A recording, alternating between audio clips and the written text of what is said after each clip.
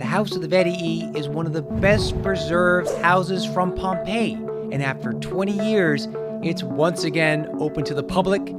Let's explore something that you've probably never seen before, one of the best preserved homes from ancient Pompeii, the House of the Vettii. Today we're in Pompeii, famously destroyed by the eruption of Vesuvius in AD 79, thereby preserving, famously, this city of 11,000 inhabitants. And what an incredible city it is! And one of its standout features is its wall paintings in the variety of houses throughout the city.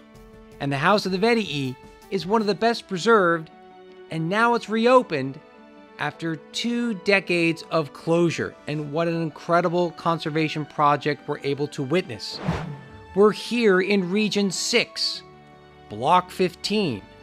And this is a large house by Pompeian standards, 1,100 square meters.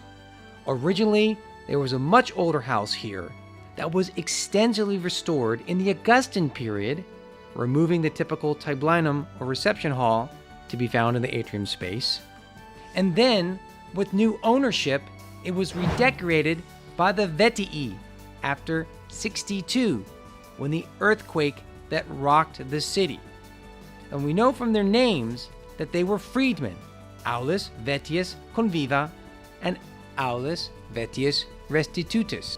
And they're typically referred to as brothers, but they could have been freed at the same time from the gens Vettia that was living in Pompeii. Now their names appear on site on bronze seals and graffiti throughout the house, which was excavated between 1894 and 1895. Much has been made of the decorative plan that they would have overseen, and many scholars have commented on their freedmen status and their tastes in art. Scholars typically define the frescoes that the Vettii commissioned as 4th style Pompeian wall paintings.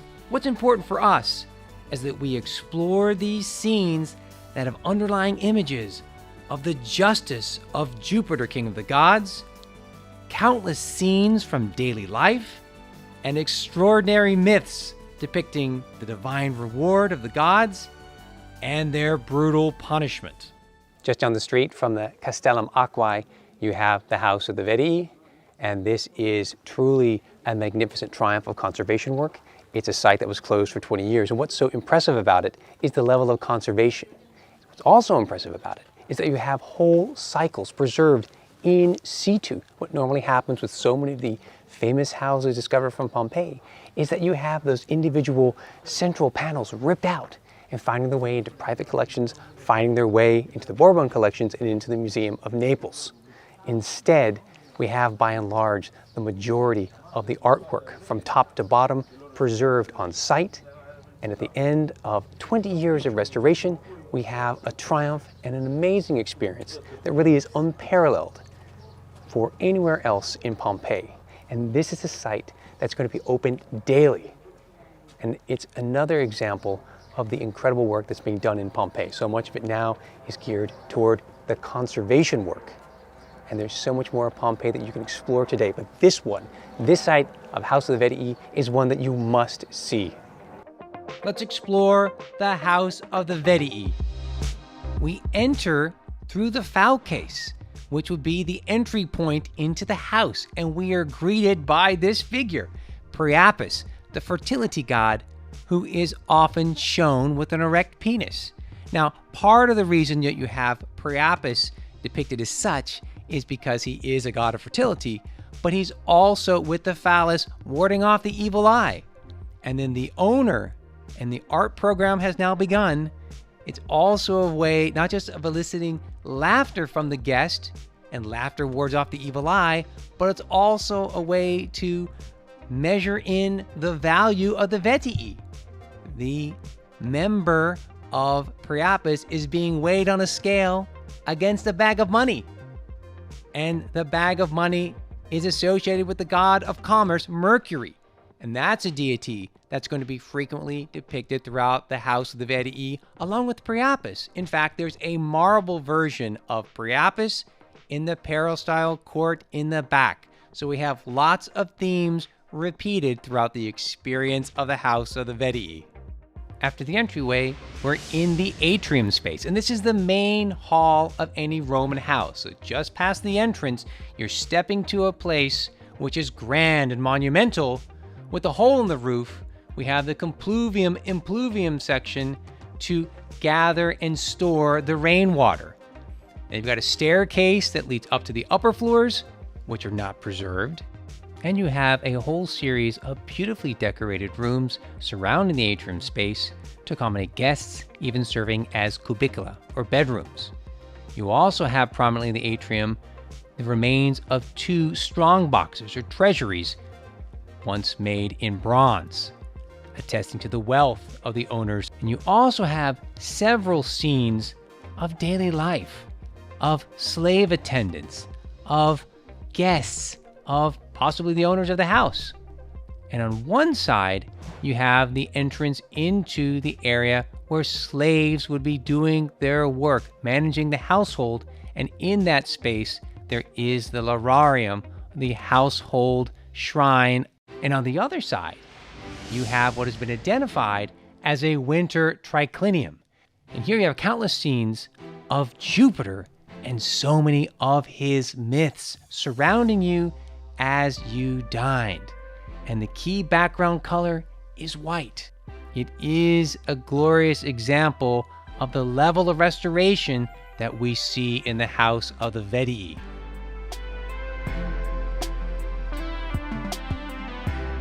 Leaving the atrium space, we go to the first room off the peristyle court, and this is one of the most magnificent rooms in all of Pompeii.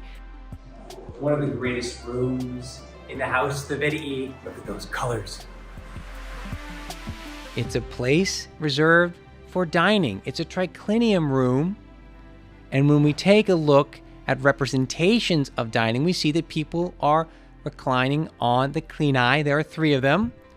And you'd be served your meal by slaves. And you'd be looking at the art and commenting on it. Well, in this room, there's plenty to talk about. Number 1, you have incredible framework for the main scenes.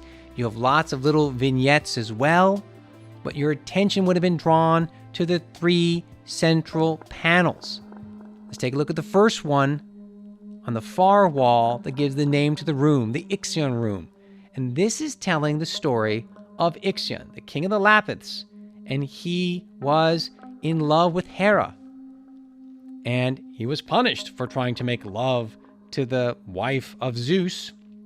So he was deceived. Zeus created a cloud goddess, Nephele, in the image of Hera that Ixion made love to. And as a result, the offspring were the centaurs. But Ixion himself was sent down to the underworld, placed on a burning, spinning wheel for all of eternity. Here's Mercury putting it in action. And this scene is the scene of Daedalus and Pasiphae. And the story goes that Minos received a beautiful bull from the sea god Poseidon, but didn't sacrifice it. So he was punished. In what way? His wife, Pasiphae, became lustful after this bull and wanted to make love to it. So Daedalus, the craftsman, constructed a wooden cow that Pasiphae could slip into and then make love to the bull. And you see here in this scene, the actual wooden bull. You see Pasiphae, you see Daedalus, who's constructed it, and his son Icarus, ultimately doomed to fly too close to the sun and crash down into the sea. So you have lots of story threads that are being able to be drawn together just from one scene. This is the scene of Dionysus discovering Ariadne, who had been abandoned by Theseus. Ariadne had helped Theseus defeat the Minotaur in the labyrinth in Crete. And that Minotaur was the offspring of Pasiphae and the bull. So you have so many different connective threads and the overlying examination of the relationships between mortals and the gods and that interaction between them. As noted before, there is no tablinum space off the atrium. This room The oikos, or reception hall for entertainment and dining, probably was the stand-in for the tablinum space, and it is magnificent. It's large and impressive, accommodating lots of people. One of the great standout features in this room is the small frieze that encircles the entire space. There are these wonderful mythological scenes of Cupid figures acting out scenes from real life, from making and selling floral crowns and garlands, to making perfumes from the extract of oil from flowers, to treating woolen cloth in the guise of fullers, and finally acting as companions of Dionysus. These are incredible windows into the real activities that took place in the city of Pompeii and Roman cities, and quite possibly were attached to the work of the Vettii themselves. Now let's turn to the peristyle. A garden space surrounded by columns. It was a place for having a stroll after a meal. It was a place to enjoy nature. And this space today has been landscaped anew based upon a precious study of the environment. And of course, you have the remains of many marble artifacts, including fountains and statuary. And if you look down, you can even see the extensive remains of lead piping. The walls surrounding the peristyle are beautifully decorated as well. And at the base of all the walls, you have a continual rendering of plants alternated with fountains with water gushing off the top. House of the Vettii is extraordinary, and it is attributed to the two Vettii brothers who come into quite a bit of fortune. And what they do is they have extensive redecoration, and the fresco cycles are some of the most interesting and the best preserved in all of Pompeii. So what you have are incredibly rich details of mythological cycles. You have an incredible array of active cupids in scenes from daily life, and you have overall an experience that brings you back in time to the time of the Pompeians right before the eruption of Vesuvius in 79. In the peristyle court of the House of the Vettii, brilliant colors and scenes of daily life. And then you have a beautifully reconstituted peristyle garden with plantings and casts of the original statuary today in the museum in Naples. Makes for an incredible experience. And what is also so special is the vibrant colors that are preserved in reds and also yellow. Here we are in another fascinating triclinium space off the peristyle court, and the program of the mythological scenes is going to be very much related to those in the room of Ixion. Here you have a room with so many different myths. It's exciting. You have the attempt of Hera to kill baby Hercules with snakes, but he strangled the snakes. You have the graphic death of Pentheus, who denied the existence of Dionysus as a god. He's torn apart by the worshippers of Dionysus. And you have the punishment of Dirce. There's a marble version of this from the Basso Caracalla in the Naples Museum.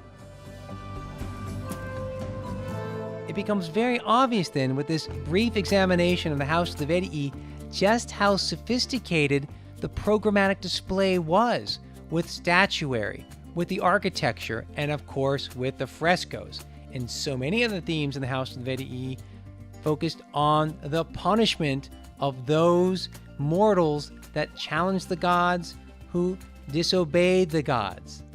Hope you join us again for more exploration of the House of Vettii and other houses of Pompeii. There's so much more to explore in this wonderful ancient city.